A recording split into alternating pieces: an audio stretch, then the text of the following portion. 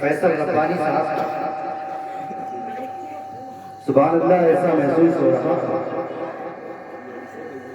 کہ ہم لوگ مدینہ شریف بس جانے والے ہیں. سبحان اللہ. یہ حقیقت آرائی بات ہے، علماء جانتے ہیں اور علماء کے دعاؤں کے سہارے میں بول رہا ہوں. آپ دیکھ رہے ہیں منبر نور پر علماء کرام تشریف رکھتے ہیں. میں 4 مصروں کے ساتھ مصلح قوم ملت، ہمدرد قوم ملت، خطیب دوران حضرت علامہ اختر رضا صاحب قبلہ عالمی سے معتبانہ اپیل کروں گا کہ حضور کرسی خلافت پر تشریف لائیں. آئیے 4 مصرع آپ تمامی حضرات تک پہنچا رہا ہوں. سماعت فرمائیں کہ ملائک ان کے گھر پر باری باری ناک کرتے ہیں. ملائک ان کے گھر پر باری باری ناک کرتے ہیں. سکندر بن کے کعبہ میں بھکاری ناک کرتے ہیں. سکندر بن کے کعبہ میں بھکاری ناک کرتے ہیں. اور خدا نے یوں بنائی ہے میرے سرکار کی صورت، خدا نے یوں بنائی ہے میرے سرکار کی صورت، خدا نے یوں بنائی ہے میرے سرکار کی صورت. نظر پڑتے ہی پتھر کے بھکاری ناک کرتے ہیں. نظر پڑتے ہی پتھر کے پجاری نام کرتے ہیں. اب میں کرسی خلافت پر حضرت علامہ اختر رضا صاحب علیمی سے معتبانہ اپیل کروں گا کہ حضور کرسی خلافت پر تشریف لائیں. آئیے حضرت کا استقبال نعرہ تکبیر و رسالت کے ساتھ کریں. نعرہ تکبیر، نعرہ رسالت. بھائی بیداری کا سبق دیں گے. حضرت کا خطاب ہوتا ہے اور چونکہ حضرت کا خطاب بہت اجوادی خطاب ہوتا ہے. سبحان اللہ. تو میں چاہتا ہوں کہ بیداری کا سبق دیں. جو بچے سو گئے ان کو سونے دیجیے، آپ لوگ بولیے بس. ہاں پیچھے والے نعرہ تکبیر، نعرہ رسالت، مسلک اعلی مدد، جشن عید میلاد النبی. نعرہ تکبیر، نعرہ رسالت.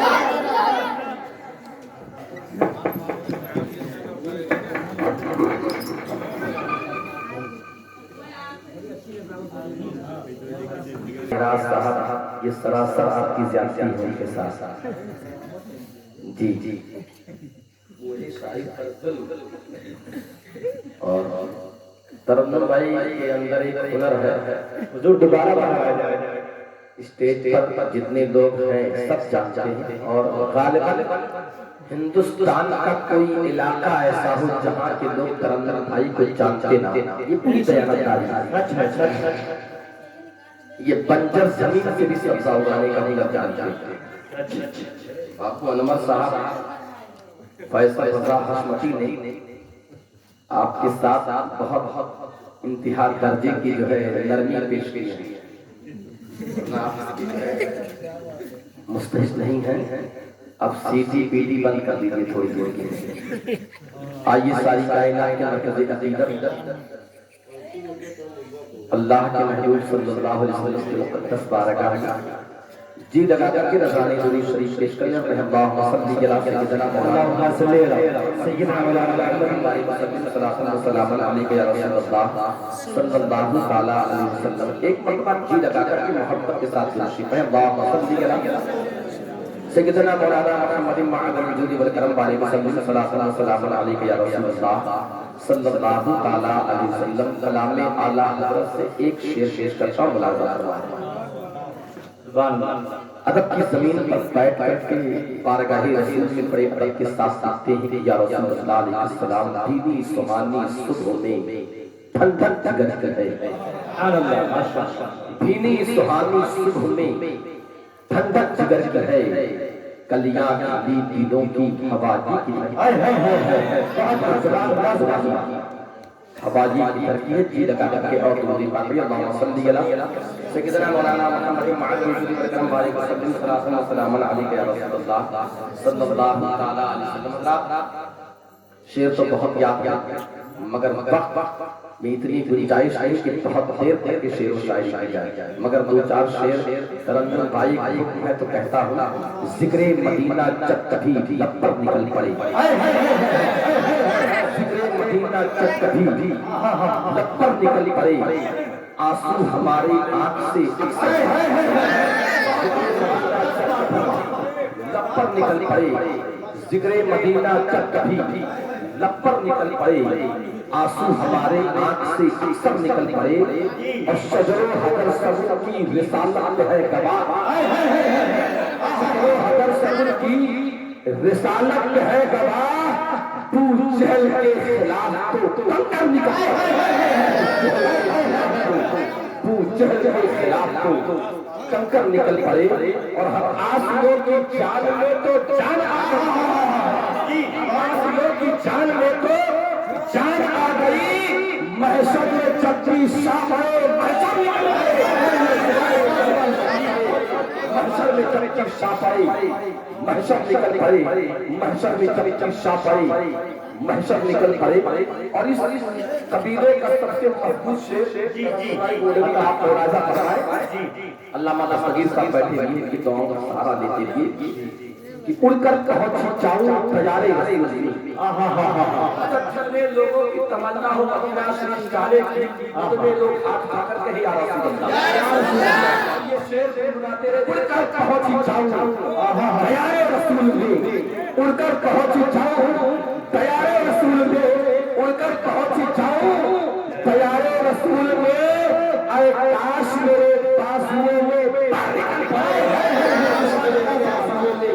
پر نکل پڑے اے کاش میرے پاسوں میں پر نکل پڑے اے کاش میرے پاسوں میں پر نکل پڑے ذکر مدینہ جب کبھی لب پر نکل پڑے آنسو ہمارے آنکھ سے اکثر نکل پڑے اور حضرت علامہ مولانا محمد یوسف صاحب نے ایک رشتہ دیا تھا دادی کا دادی صاحبہ لگتی ہے وہ زیارت حرمین شریفین کے لیے جا رہا ہے ایک بات جانیے انسان اور انسانوں میں خاص طور پر مسلمان اور وہ بھی شہدائے اعلیٰ حضرت زندگی پر دعا کرتا ہے دکھا دے یا الہی وہ مدینہ کیسی بستی ہے جہاں پر رات دن مولا تیری رحمت برستی ہے تب رب کا فضل ہوتا ہے یہ دعا قبول ہوتی ہے سب اسے شہر رسول سے شہر مکہ سے بلاوا مقدر کا سکندر ہوتا ہے جسے یہ سفر نصیب ہوتا اور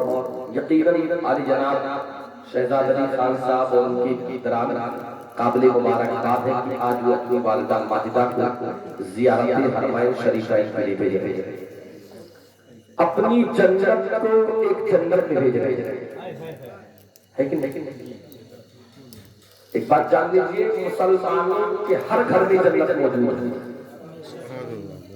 مسلمانوں کے بابو آپ بیٹھی بڑی خدمت آپ کرتے ہیں وہ آپ کی سب سے بڑی خدمت ہے کس وقت آپ بیٹھی مولانا لوگ یا لاکھاں ہزار شورا ہزار بہت خوش ہوتے ہیں جب مجمع بیٹھا ہے انہیں چاہے مان لو سلوا کھلا دیجیے اتنا خوش نہیں ہوتے جتنا خوش ہوتے ہیں جب بیٹھ رہے میں کہتا ہوں آپ ملاحظہ فرمائیں ہر مسلمان کے گھر میں جنت موجود ہے اگر آپ چاہیں تو صبح و شام اپنے جنت کی زیارت کر سکتے ہیں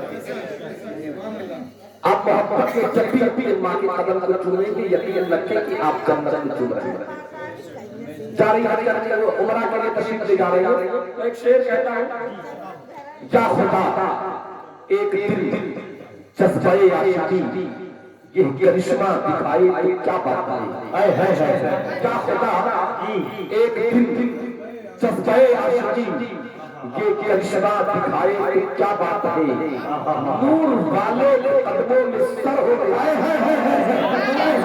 قدموں میں سر ہو گیا اور مجھے موت آئے اور مجھے موت آئے کیا بات ہے اور وہ مدینہ جو کونین کا تاج ہے جس کا دیدار کی میرا ہے وہ مدینہ جو کونین کا تاج ہے جس کا دیدار کی میرا ہے زندگی میں خدا ہر مسلمان کو وہ نظارہ دکھائے مسلمان کو وہ نظارہ دکھائے، کیا بات ہے۔ اور اس قبیلے کا سب سے مضبوط شیر، سامنے سب سے غربت کا منظر بھی ہو۔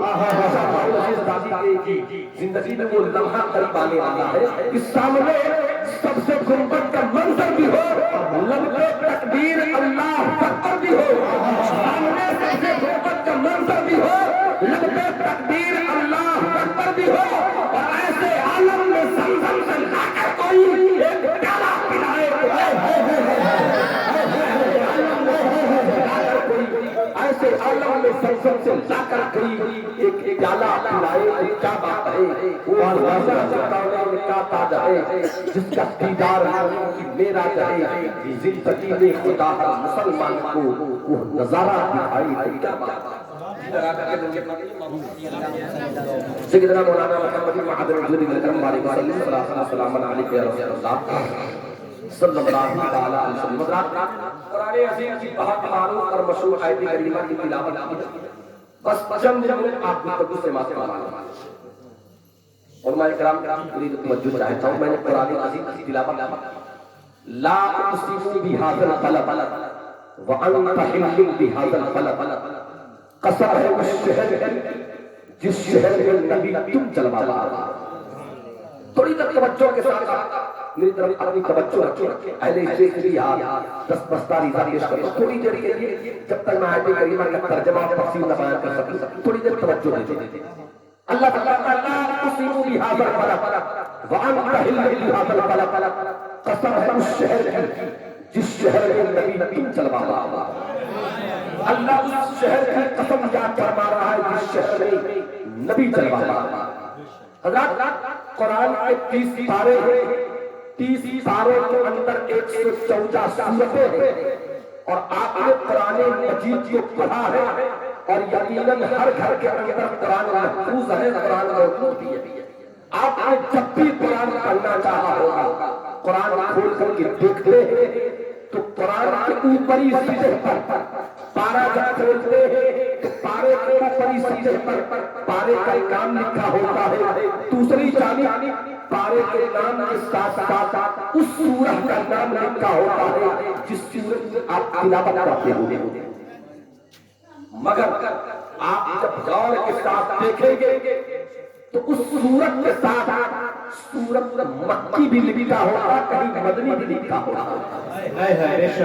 جیسے آپ سورہ فاتحہ کی تلاوت کرتے ہیں تو جہاں پر سورہ فاتحہ لکھا ہوتا ہے باریک قلم سے لکھا ہوتا ہے اس بغل میں سورۃ مکیۃ، اس کا مطلب یہ ہے یہ سورہ فاتحہ سورہ مکی ہے۔ کہیں پر سورت کے بغل میں لکھا سورۃ مدنیۃ، یہ سورت مدنی ہے، کہیں پر سورت مکی، کہیں پر سورت مدنی۔ یہ مکی اور مدنی کا مطلب کیا تو چند جملوں کے اندر آپ شمار کریں، سورت مکی سے مراد یہ کیا ہے، سورت مدنی سے مراد کیا ہے، تو اس کا خلاصہ چند جملوں کے اندر وہ یوں سمجھے کہ جو آیت قرآن یا جو سورہ قرآن ہجرت کے پہلے نازل ہوئی وہ سب کے سب سورہ مکی تھے، اور جو سورہ پاک ہجرت کے بعد نازل ہوئی وہ سب کے سب سورہ مدنی تھے۔ اب جس سورہ پاک کی ابتدائی آیت کریمہ کی میں نے تلاوت کی ہے یہ سورت سورہ مکی ہے۔ اب اس کا ترجمہ اس طرح کیجئے، قسم ہے شہر مکہ کی، اللہ فرماتا ہے قسم ہے شہر مکہ کی، عالم قسم میں ڈوب گیا کہ اللہ تعالی نے شہر مکہ کی قسم یاد کی، آخر شہر مکہ کی تم نے قسم یاد کیوں کی؟ تو کوئی سوچنے والا سوچ سکتا ہے شہر مکہ کی قسم اللہ نے اس لیے یاد کی کہ شہر مکہ کے اندر عرفات ہے، کوئی سوچ سکتا ہے سورہ مکہ کے اندر مزدلفہ ہے، کوئی سوچ سکتا ہے شہر مکہ کے اندر صفا مروہ کی پہاڑیاں ہے، کوئی سوچ سکتا ہے تو جو ہے شہر مکہ کے اندر کعبہ ہے، کوئی سوچ سکتا ہے شہر مکہ کے اندر مقام ابراہیم ہے، کوئی سوچ سکتا ہے شہر مکہ کے اندر مزدلفہ ہے، کوئی سوچ سکتا ہے شہر مکہ کے اندر مینا ہے۔ انسان یہی سوچ ہی رہا تھا کہ سوچتے سوچتے جب بزرگوں نے سوچا تو یہی سوچا کہ اللہ نے شہر مکہ کی قسم اس لیے یاد کی کہ مزدلفہ ہے، کسی نے سوچا مزدلفہ ہے، کسی نے سوچا صفا مروہ کی پہاڑیاں ہے، مگر اللہ رب العزت فرماتا ہے اے میرے بندے تم نے صحیح نہیں سوچا ہے مکہ کے اندر مصطفیٰ ہے مکہ کے اندر جو ہے میرا ہے مکہ کے اندر جو صفا مروا کی پہاڑیاں ہے مکہ کے اندر مقام ابراہیم ہے مکہ کے اندر کعبہ ہے مگر میں نے جو ہے شہر مکہ کی قسم مصطفیٰ کی بنیاد پر وہی کھائی ہے صفا مروا کی بنیاد پر منا کی بنیاد پر وہی کھائی ہے مقام ابراہیم کی بنیاد پر وہی کھائی ہے میں نے عالم تفکر میں اپنے رب کے حضور کیا پروردگار تم نے شہر مکہ کی قسم کی جاتی تو اللہ کا بولتا ہوا قرآن بولتا ہے لا اقسم بهذا البلد وانت علم بهذا البلد قسم شہر مکہ کی اس لیے کہ یہ محبوب اس شہر میں تم چلا نعرہ تکبیر، نعرہ رسالت، نعرہ رسالت، مسلک اعلیٰ حضرت جشن عید میلاد النبی، نعرہ تکبیر، نعرہ رسالت، قسم شہر مکہ کی اس لیے کہ اے نبی تم چلا بار ہو کھائی قرآن خاکے خدا کی قسم اس وفے پاک کی حرمت نبی جس شہر میں قدم رکھے اللہ نبی کے قدم رکھنے کی بنیاد پر اس شہر میں عظمت عطا فرما رہا ہے۔ اب بات علامہ یوسف صاحب اللہ علیہ نے ایک بات بیان کی لوگ الجھے ہوئے ہیں مکہ افضل کی مدینہ افضل مگر مکہ مدینہ کے تعلق سے ایک بات آگے وہی بات مکہ کے اندر ایک مسجد ہے جس مسجد کا نام مسجد حرام ہے جی بے شک، ایک مسجد ہے جس مسجد کا نام مسجد حرام ہے مسجد حرام کی عظمت دنیا کے اندر بہت ساری مسجدیں ہیں جس شہر کو دیکھو گے اس شہر کے اندر ہزاروں کی تعداد مسجد ہے مگر غیر مسجد حرام کی عظمت کو سلام کسی بھی مسجد میں ظہر کی نماز پڑھے مغرب کا ثواب پایا ایک بات پہلی نظر یہ پہلی نظر کہتے کسے میں ان کے لیے بھی سمجھنا ضروری ہے قوم کی بیٹیاں میری بہنیں بیٹھی میں ان سے گزارش کروں گا کہ تھوڑی دیر کے لیے ان کو بھی سننے دیجیے چند ایک باتیں سننے کی پہلی نظر جب پہلی نظر خانے کعبہ پر پڑے تو جو بھی دعا مانگے اللہ اس دعا کو ضرور قبول فرماتا ہے اب جاننا یہ کہ پہلی نظر کسے کہتے ہیں تو پہلی نظر میں مثال دے کر کے سمجھاتا ہوں آپ جیسے اس گھر کے باؤنڈری کے اندر آپ نے قدم رکھا آپ کی نظر مائک پر پڑی مائکروفون پر پڑی اور ابھی آپ کی پلک چھپکی نہیں تو جب تک پلک چھپکتی نہیں وہ پہلی نظر پلک چھپک گئی نظر بدل گئی تو پہلی نظر پڑے جو بھی تو اللہ کے اللہ اسے قبول فرمائے گا اب چچیسا ہے دادیسا ہے کیا ارادہ بنا رکھا ہے جب میری پہلی نظر پڑے گی تو میں کیا دعا مانگوں گی یہ تو وہی جانتی ہے مگر میں ان کی جانکاری میں اتنا اضافہ کرنا چاہتا ہوں اگر آپ نے یہ سوچ رکھا ہوگا کہ اپنے بچوں کے لیے دولت کی دعا مانگوں گی تو تمہارا ارادہ غلط ہے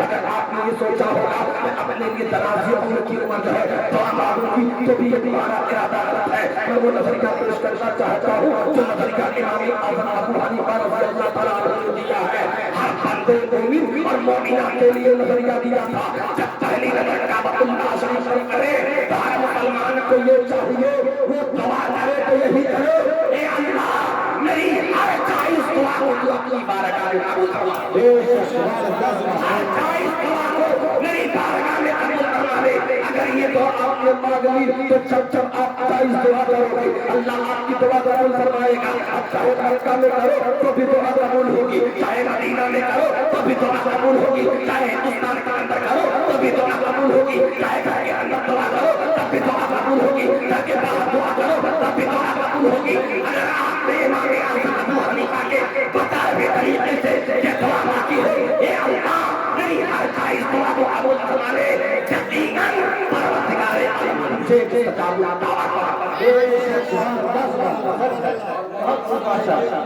بات کر رہا ہوں میں صاحب ایمان کی بات کر رہا ہوں عاشق رسول کی بات کر رہا ہوں وفادار رسول کی بات کر رہا ہوں ویسے تو مکہ شریف دیکھنے والے بہت سارے جا رہے ہیں چہرہ داڑھی رکھنے والے جا رہے ہیں ٹوپی لگانے والے جا رہے ہیں مظاہر کلمہ پڑھنے والے بھی جا رہے ہیں مظاہر عاشق رسول قسم بھرنے والے بھی جا رہے ہیں مگر سنو ابھی آپ نے خطاب کا اندر سنا ہم زارا قبری مطلب لہو شفاعتی جس نے میرے قبر کی زیارت کی اس پر میری شفاعت واجب ہے اتنا ہی نہیں ہمارا سننے سے کام کرنے والا वाला नहीं है। मंसारा कबरी खुश बाती जब भी तर्जमा किया जाए तो साथ में बयान किया जाए कि मेरे कब्र की जियारत की तो कौन जियारत की?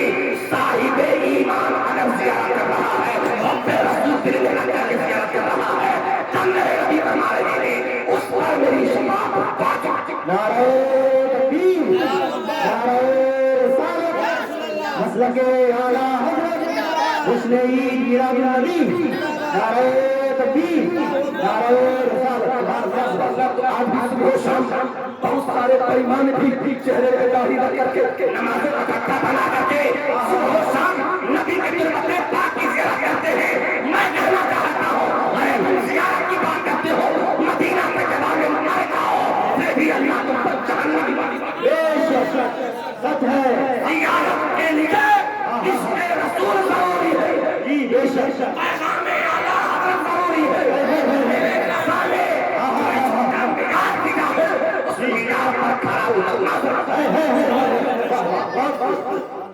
वरना तबाह से क्या होता है? हाँ, इसके रसूल में टूट कर मोहब्बते रसूल में चूर होकर तबाह करो, यकीनन अल्लाह हर कदम पर बरकरार रहमतें ना बेशक सुभान अल्लाह, सच।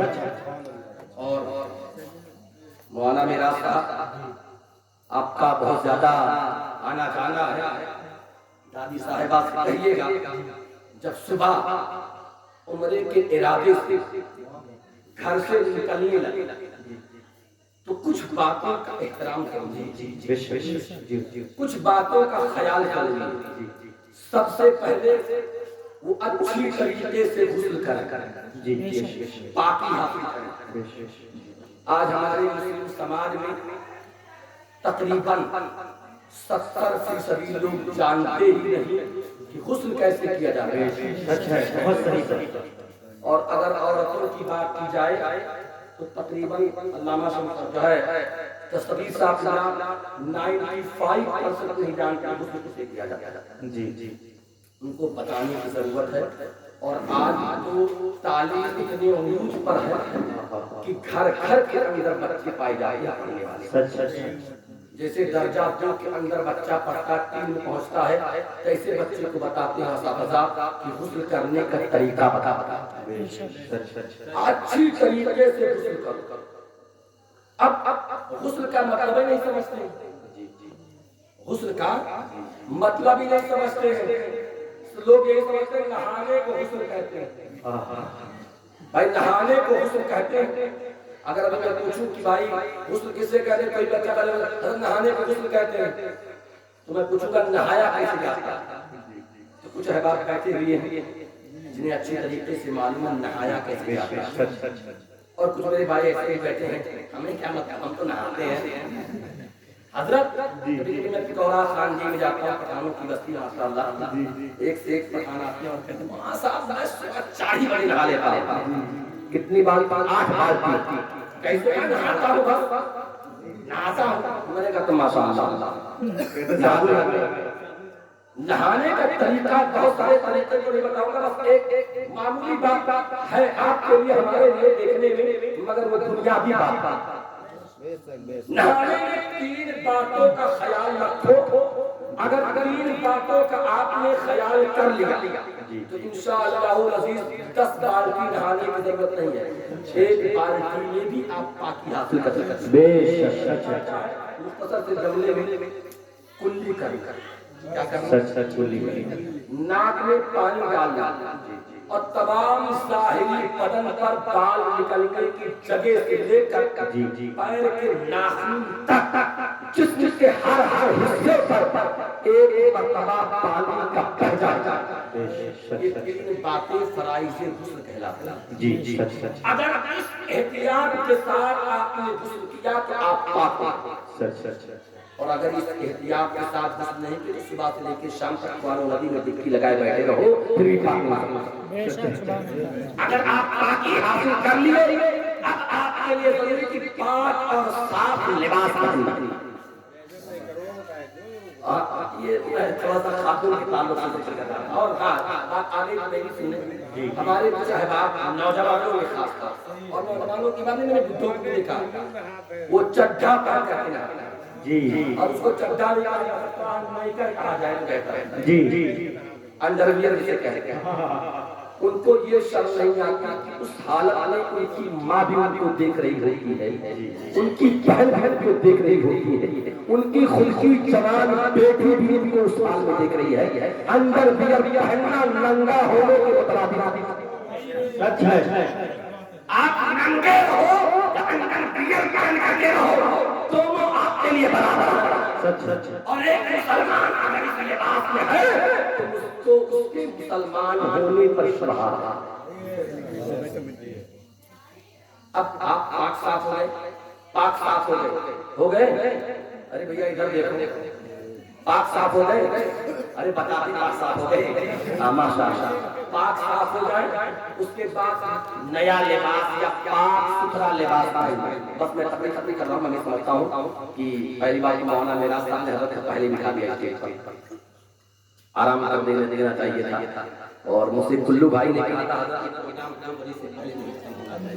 یہ کہا تھا دیکھا جائے گا. میں اس طرح صاف اور اگر اللہ نے طاقت و قوت دے رکھی ہے تو کتنوں نے اپنے آپ کو بتایا.